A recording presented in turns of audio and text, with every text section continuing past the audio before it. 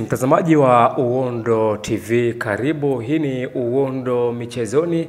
Mimi naitwa Aidan Jeremiah. Taarifa na matukio mbalimbali ya kimichezo ambayo yanakujia kila siku. Kikubwa ambacho na kushauri mtazamaji wa Uhondo TV, usahau kusubscribe, lakini endelea kulike, kushare na kucomment ili uweze kuwa mtu wetu wa kwanza kufuatilia taarifa mbalimbali za kimichezo. Kama nilivyokuambia, mimi naitwa Aidan Jeremiah, the best presenter wa Uhondo TV. Taarifa ambayo imeonekana kuwa gumzo kwa kiasi kubwa ni kuelekea kwenye dabi ya Kariakoo, Yanga na Simba Sports Club, mchezo ambao umepangwa uchezo tarehe 15 mwezi wa 6 2025 katika dimba la Estadio Benjamin William Mkapa jijini Dar es Salaam. Kuelekea mchezo wa Kariakoo dabi kati ya Yanga Sports Club dhidi ya Simba Sports Club, afisa habari wa bodi ya ligi Karim Boimanda amesema wajapokea barua ya kutoshiriki mchezo huo kutoka kwa klabu ya Yanga.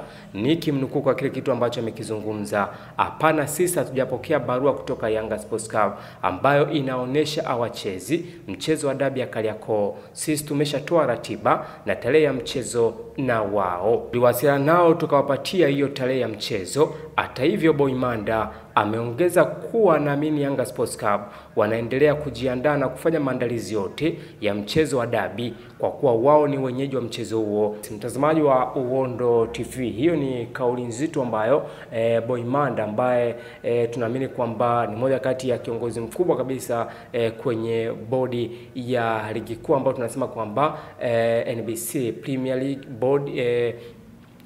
Boimanda tunamfahamu kwamba ni moja kati ya mtu ambaye amekuwa anatoa maamuzi ambaye ni sahihi, na huyu ni afisa habari wa bodi ya ligi kuu ambaye ni Karim Boimanda. Amegusia kwa kiasi kubwa kuhusiana na dabi ya Kariakoo kwa sababu ni kitu ambacho kimekuepo, lakini anaamini kwamba timu ya Young Africans bado inaendelea kufanya mazoezi na maandalizi kwa kiasi kubwa kuelekea kwenye mchezo huo, kwa sababu ni dabi au ni mchezo ambao au kuchezwa kwa sababu ni mchezo namba 184 kwenye NBC Premier League ambavyo uliahirishwa na ukapelekwa mpaka tarehe 15 mwezi wa 6 2025.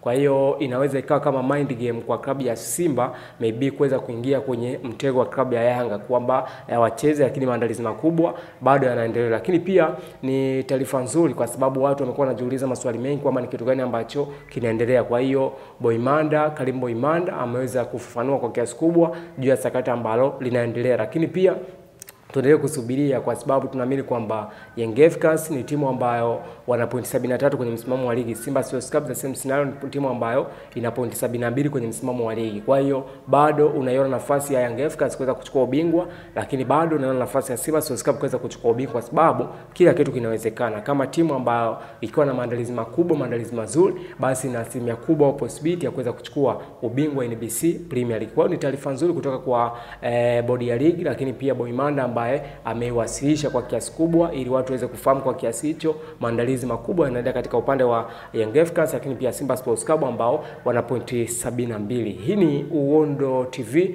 Uhondo Michezoni. Mimi naitwa Aidan Jeremiah.